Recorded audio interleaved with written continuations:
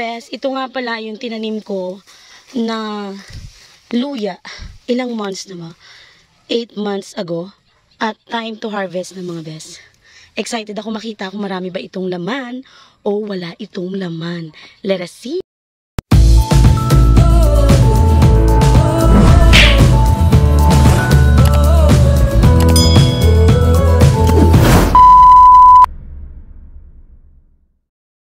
Ayan na. Oh, unang hugot. May luya na agad. Ano pa ba? Pangalawang hugot. Kahit sa container lang yung mga bes ha. Meron akong YouTube tutorial kung paano ko to ginawa. Look, ang dami. Oh, ayan mga bes oh. Yan. Meron pa bang laman? Wala na.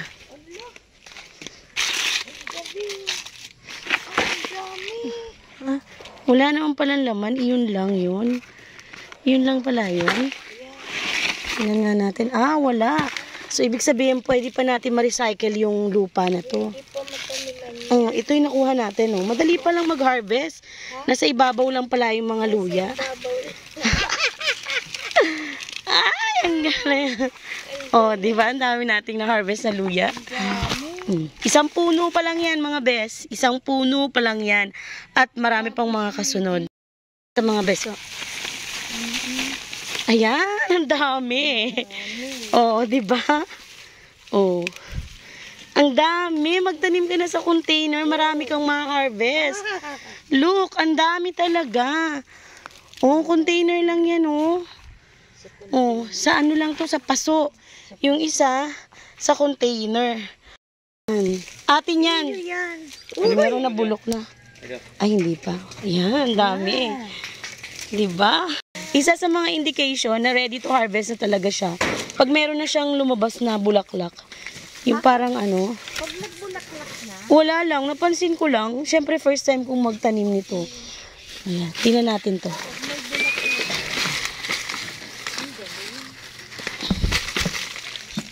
Diba?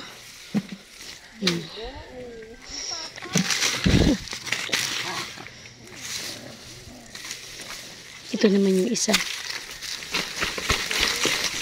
Ganun lang kadaling mag-harvest. Kunin mo yung puno niya. Ang dami kong luya. Ang dami kong luya. Wow! Ang dami kong luyang nakuha.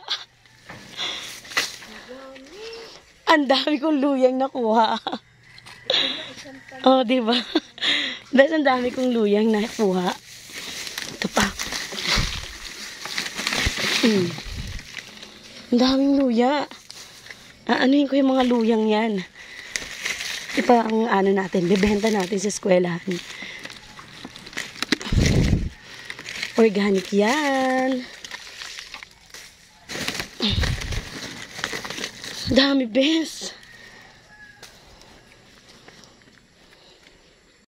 Remember nyo mga bes, mula sa pagbibinhi ng luya, ibinahagi ko yun sa inyo, nasabi ko sa inyo, best location sa ilalim ng puno. At after 8 months nga mga bes, yan na yung ating luya. At ang dami nating nakuha. Pinabayaan ko lang siya dito mga bes, oh. Yan sa container. Yan, di ba?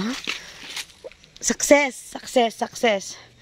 Ay, naku, ang sese ng feeling ko mga best. Meron na akong turmeric na nakuha. Yan, harvest ko rin to. Plus, mga luya, ang dami-dami. Diba ang saya ng buhay? O para ka lang nag-invest ng panahon, oras. O, yan na, diba? Ang saya ng Makatang Hardinera kasi ang dami kong nakuha.